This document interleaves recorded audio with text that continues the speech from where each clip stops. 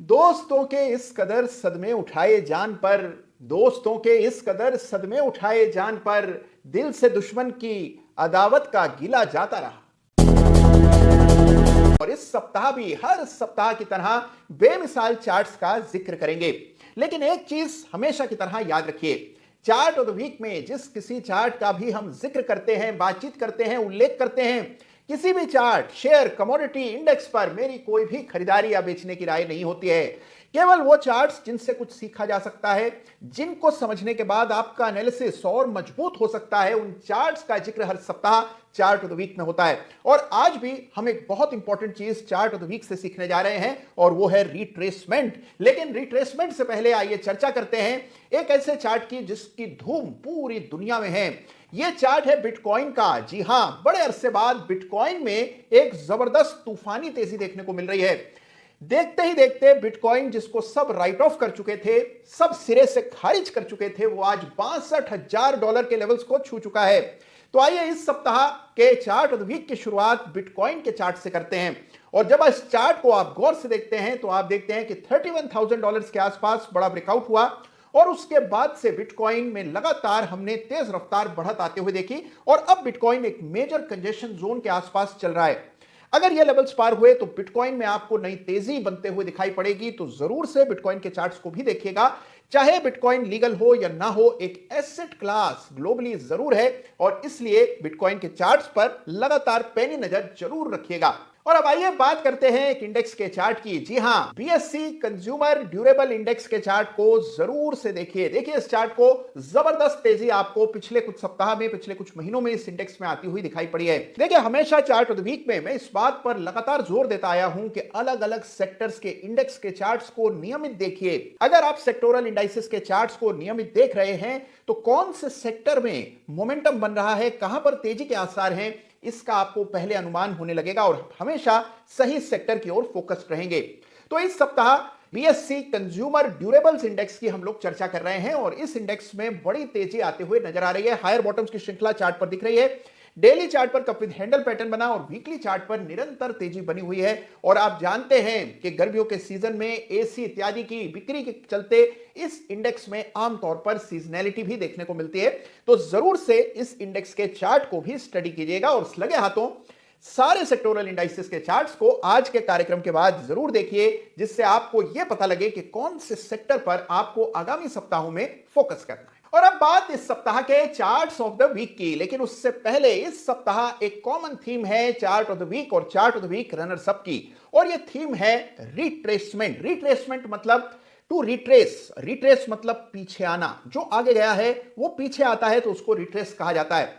Retracement आमतौर पर हर share में देखने को मिलता है। जो शेयर तेजी से बड़े वेग के साथ ऊपर जाता है आमतौर पर करेक्ट होकर एक ठीक ठाक स्तर तक आ जाता है और इसे ही रिट्रेसमेंट कहा जाता है। जो बाजार में बहुत समय बिता चुके हैं, थोड़े सिद्धहस्त ट्रेडर हैं, वो आमतौर पर रिट्रेस हो जाने के बाद सही मौके पर शेयर खरीदना पसंद करते हैं। तो आज हम दो ऐसे चार्ट्स की चर्चा करेंगे जिनमें एक अच्छा खासा रिट्रेसमेंट पिछले कुछ सप्ताह में देखने को मिला है और रिट्रेसमेंट जांचने के लिए फिबोनाची रिट्रेसमेंट्स का इस्तेमाल किया जाता है। तो उसी पद्धति का इस्तेमाल आज चार्ट ऑफ द वीक में करेंगे। सबसे पहले आपका परिचय करा दूं इस सप्ताह के chart of the week runners up से। इस सप्ताह chart of the week runners up का खिताब दिया जा रहा है नेशनल फर्टिलाइजर लिमिटेड के वीकली चार्ट को। जी हां, एनएफएल के वीकली चार्ट को इस सप्ताह chart of the week runners up का खिताब मिल रहा है और उसकी वजह है यह सब्सटेंशियल रिट्रेसमेंट जो कि इस चार्ट पर आता हुआ दिख रहा है। जैसा कि आप यहां देख पा रहे हैं कि मैंने फिबोनाची के लेवल्स अंकित किए हैं और आप देख रहे हैं कि एक बड़े ही अहम फिबोनाची स्तर के करीब रिट्रेस होकर के प्राइस आ चुका है। अब देखिए इंपॉर्टेंट है कि क्या अगला फिबोनाची लेवल पार होता है। रिट्रेसमेंट के नियमों को याद रखिए। अगर एक रिट्रेसमेंट लेवल तक प्राइस लुढ़क जाए और उसके बाद उस लेवल से ऊपर वाले रिट्रेसमेंट लेवल को पार करे तब उसमें ताकत के संकेत दिखते हैं।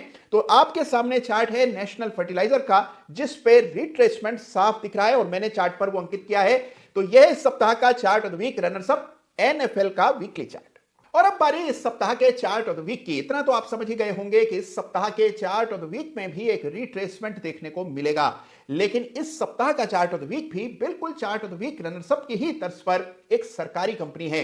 इस सप्ताह चार्ट ऑफ द वीक का खिताब दिया जा रहा है मॉइल यानी कि मैंगनीज ओर इंडिया लिमिटेड के वीकली चार्ट को, और उसकी वजह यही रिट्रेसमेंट है। इस चार्ट पर भी एक मेजर फिबोनाची रिट्रेसमेंट हुआ है। तो आइए इस चार्ट को देखते हैं, समझते हैं कि मॉइल के चार्ट में कैसे रिट्रेसमेंट प्लॉट किया जा सकता है और इसके माने क्या है। तो लीजिए पेश है आपके सामने मॉइल यानी कि मैंगनीज ओर का चार्ट, और इस चार्ट को गौर से देखिए। इस चार्ट को मिल रहा है इस सप्ताह चार्ट ऑफ द वीक का खिताब, और उसकी वजह ये बड़ा रिट्रेसमेंट मतलब करेक्शन। 360-65 के आसपास ये शेयर तेजी में गया था, 270-75 के आसपास बड़ा ब्रेकआउट हुआ।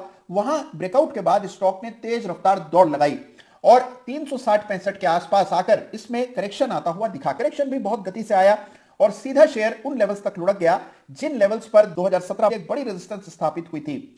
ये 2017 की रेजिस्टेंस पार हुई 2023 में, और 24 में हम देख रहे हैं कि बड़ा हाई लगा लेने के बाद बिल्कुल उन्हीं लेवल्स पर प्राइस लौट आया है।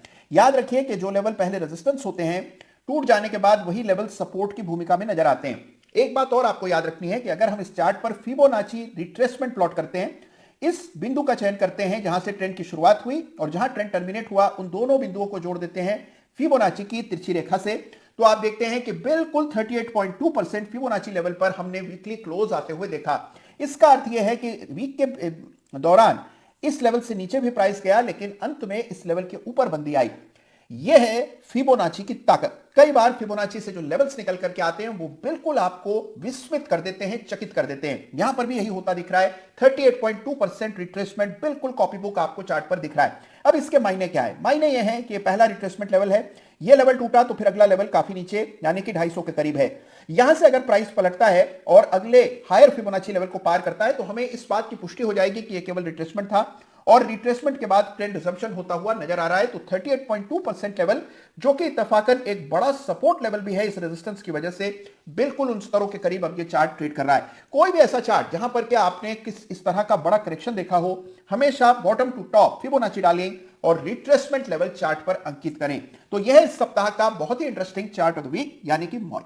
तो देखा आपने कि कैसे एनएफएल के चार्ट पर 50% रिट्रेसमेंट देखने को मिल रहा था और मॉइल यानी कि मैंगनीज ओर के चार्ट पर 38.2% फिबोनाची स्तर तक रिट्रेसमेंट हुआ है।